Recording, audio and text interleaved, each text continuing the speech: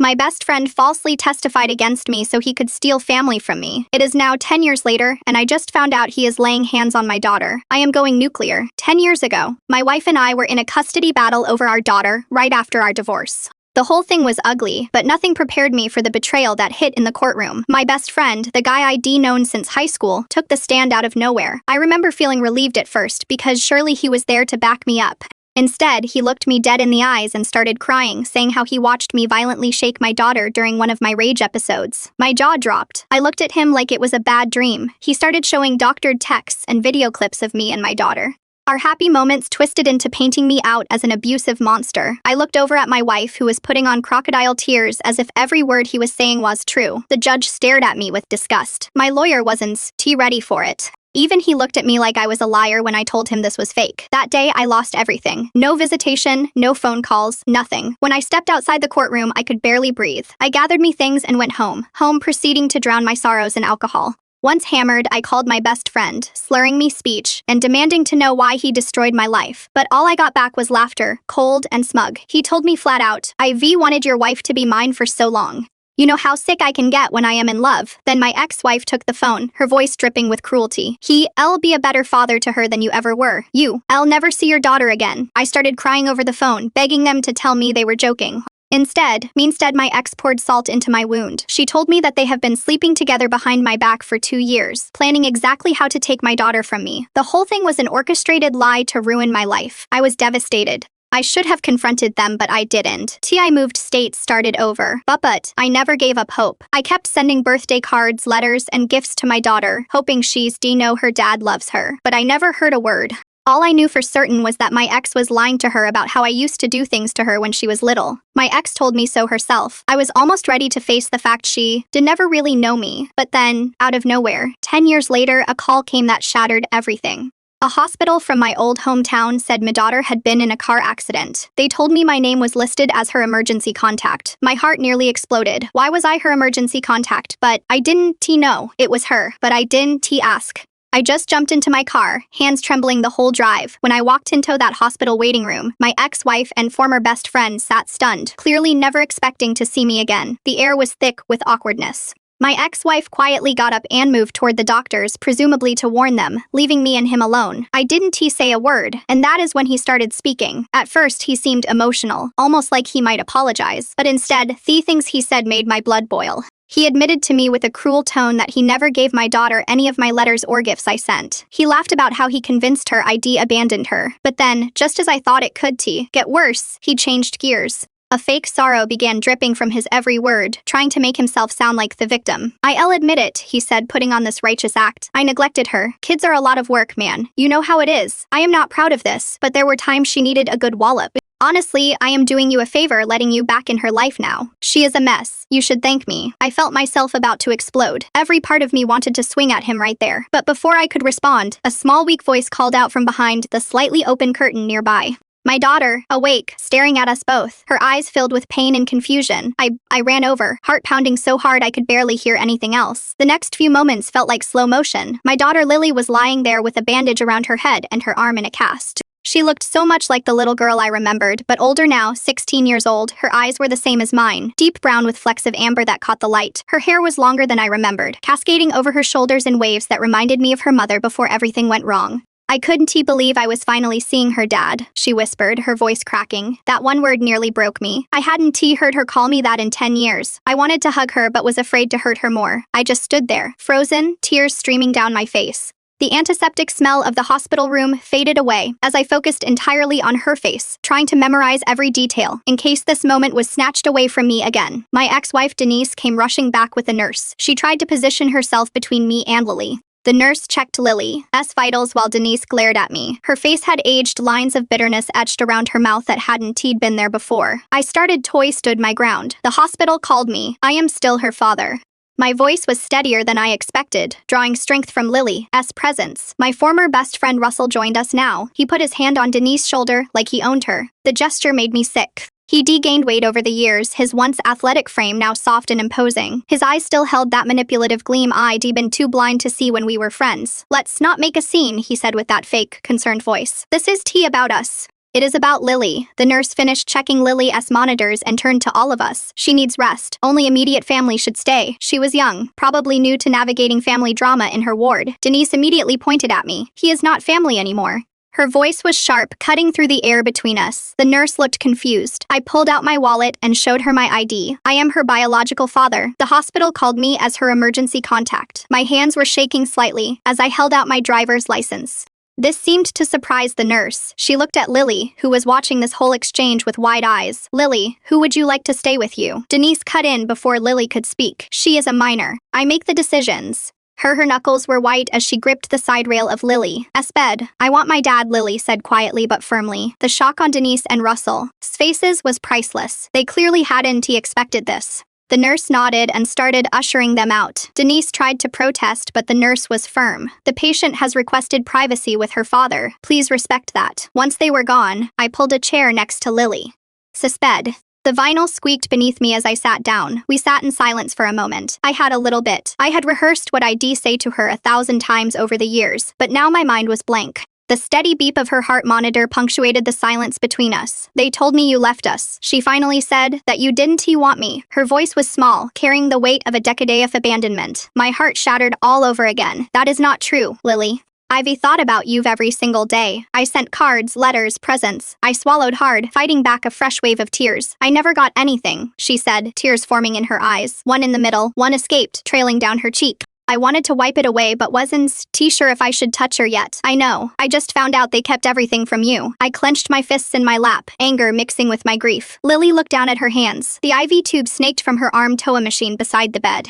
I heard what Russell said to you about hitting me. Has he hurt you, Lily? I asked gently. She didn't answer directly. Instead, she asked, did you really hurt me when I was little? Mom always said you had anger issues. No, Lily, never. I would never hurt you. They lied in court. Russell made up stories to help your mom get full custody. I leaned forward, desperate for her to believe me. Why would they do that? She asked. I sighed. Russell wanted your mom. They were together before the divorce. Even now, saying it out loud made my stomach turn. I found some old pictures of you in the attic last month. Mom always said you were dangerous, but you looked so normal, happy. You were holding me and smiling. It didn't match what they told me. She picked at the edge of her blanket. A nervous habit I remembered from when she was small. What else did you find? I asked, my heart racing. Letters in a box with my name on it. They were all opened from you. She looked up at me, her eyes searching mine. You found my letters? I could barely get the words out. She nodded. That is why I put you as my emergency contact. I memorized your number from one of the letters. I wasn't sure if it was still good, but before I could respond, a doctor came in. He introduced himself as Dr. Stevens and explained Lily. Injuries, concussion, broken arm, some bruises, some bruising. She was lucky.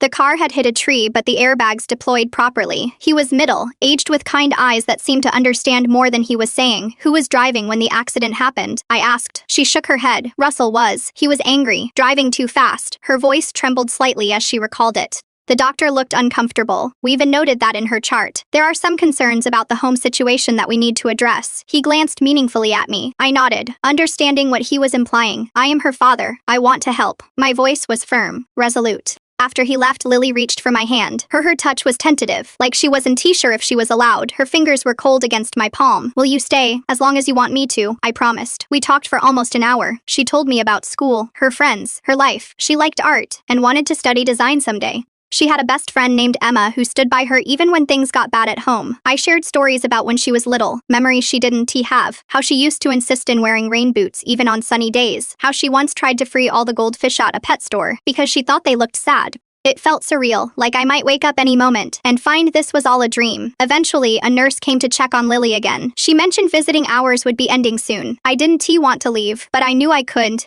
Pushed too hard too fast. I'll be back first thing tomorrow, I promised. She looked worried. What if they don't let you? The fear in her voice broke my heart all over again. I'll figure something out. I am not disappearing again. I stood up reluctantly, already dreading the separation. As I was leaving, I ran into Russell in the hallway. He blocked my path, his bulk taking up most of the corridor. Having a nice reunion, he sneered. Dawn, get used to it. Hish's breath smelled of coffee and cigarettes. I know what you did, I said, keeping my voice low. Lily told me everything. He shrugged. Prove it. Nobody is going to believe you now, just like nobody believed you then. His smug confidence made my skin crawl. She found my letters, Russell. She knows you've been lying to her for years. Something flashed in his eyes. Worry maybe. She is confused from the accident. Once she is home, things will go back to normal. She is not going back to your home, I said firmly. Not after what you've done. He stepped closer.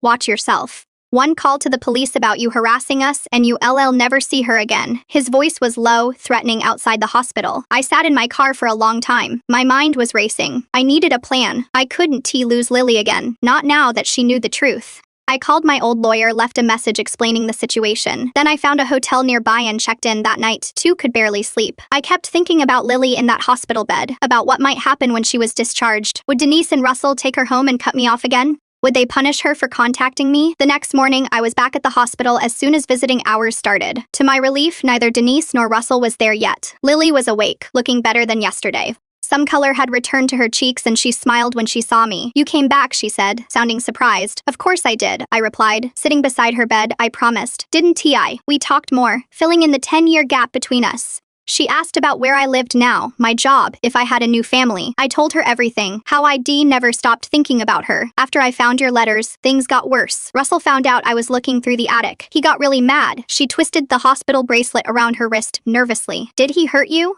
I asked, trying to keep my voice calm. She nodded slightly. He grabbed my arm really hard, left bruises. Wasn't he the first time. She pulled up her sleeve, showing me fading yellowish marks on her upper arm. The doctors saw them yesterday. They asked a lot of questions. They were going to help us, Lily, I said. We'll make sure you are safe. They will, I assured her, though I am not sure. Though I wasn't certain myself. And I believe you. I am not going anywhere this time. I sat with Lily for hours that day, only stepping out when the nurses came to check on her. Around noon, I went to grab some food from the cafeteria. The hospital food was exactly what you'd expect. Bland sandwiches and coffee that tasted like it had been sitting out since morning. I was halfway through a turkey sandwich when I spotted Denise entering the cafeteria. She saw me and froze for a second before marching over to my table. What do you think you are doing? She hissed, keeping her voice low enough that the elderly couple at the next table could hear. Her hair was pulled back in a tight ponytail, making her face look sharper than I remembered. I kept eating my sandwich, trying to stay calm. I am visiting my daughter in the hospital. Pretty normal dad stuff. You are not her dad anymore. You haven't been for 10 years. She leaned in closer. You need to leave. Now. I put my sandwich down and looked her straight in the eyes. Lily wants Meher and I am not going anywhere. Denise's face flushed red. She doesn't know what she wants. She is confused from the accident. She found the letters. Denise. I watched her face carefully. She knows you've been lying to her. For a split second, I saw panic in her eyes before Shara gained her composure. Those letters were from a dangerous man who could control his temper. I was protecting her. I shook my head. You can keep spinning that story. But Lily, sold enough now to see through it. Denise grabbed my arm, her nails digging into my skin. Listen to me. You walk away now, or I'll make sure you regret coming back. I pulled my arm away, like you did 10 years ago. I am not that same guy anymore. Denise, I am not running this time. She stood up straight, smoothing her blouse. Russell will be here soon. He is not as patient as I am. Yeah, I heard all about his patience from Lily. Sounds like he has got quite the temper. I emphasized the last word, throwing her own accusations back at her. Her eyes narrowed. You don't know anything about our family. I know enough, I replied.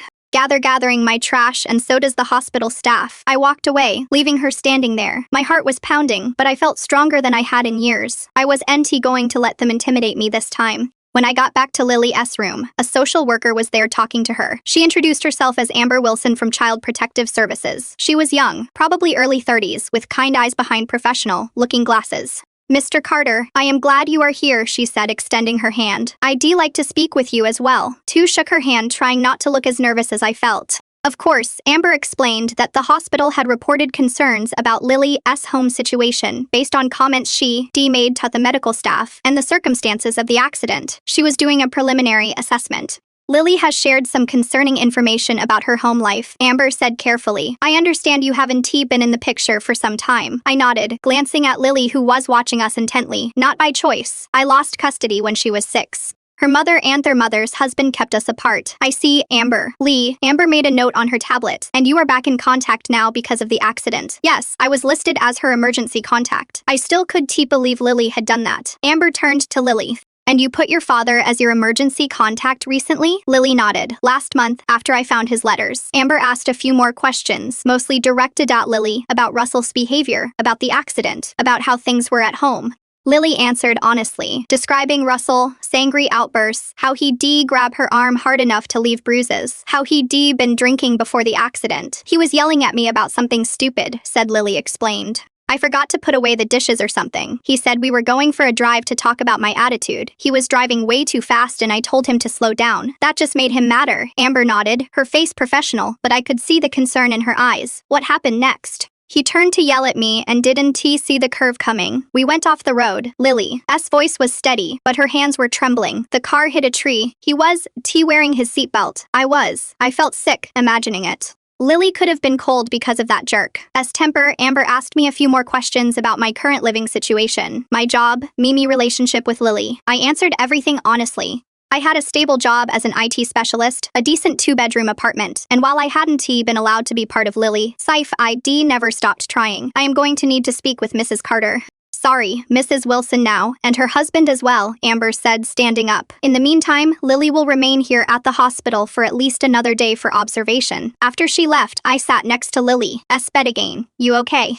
She nodded, but I could tell she was worried. What is going to happen now? I don't know exactly, I admitted. But I am going to do everything I can to make sure you are safe. Mom's going to be so mad. Lily picked at her blanket again. She hates when people know our private business. This isn't about her, I said gently. It is about keeping you safe. We spent the rest of the afternoon watching bad television and talking. I learned that Lily was really into photography, that she had a small group of close friends, that she wanted to travel someday. It was strange and wonderful, getting to know this person who was both my little girl and a complete stranger. Around dinner time, a nurse came in to tell me that Lily's mother and stepfather were here and wanted to see her. Lily immediately tensed up. I don't want to see them, she said firmly. The nurse looked uncomfortable. They re-insisting. They are her legal guardians. I stood up. It is okay. I'll go talk to them. Lily grabbed my hand. Dante, leave me alone with them. I promised. I'll be right back. I found Denise and Russell in the waiting area. Russell looked worse for wear with a bandage in his forehead and a neck brace. Good, I thought. Then immediately felt guilty for thinking it. We want to see our daughter, Denise said immediately. The nurse said you are in there.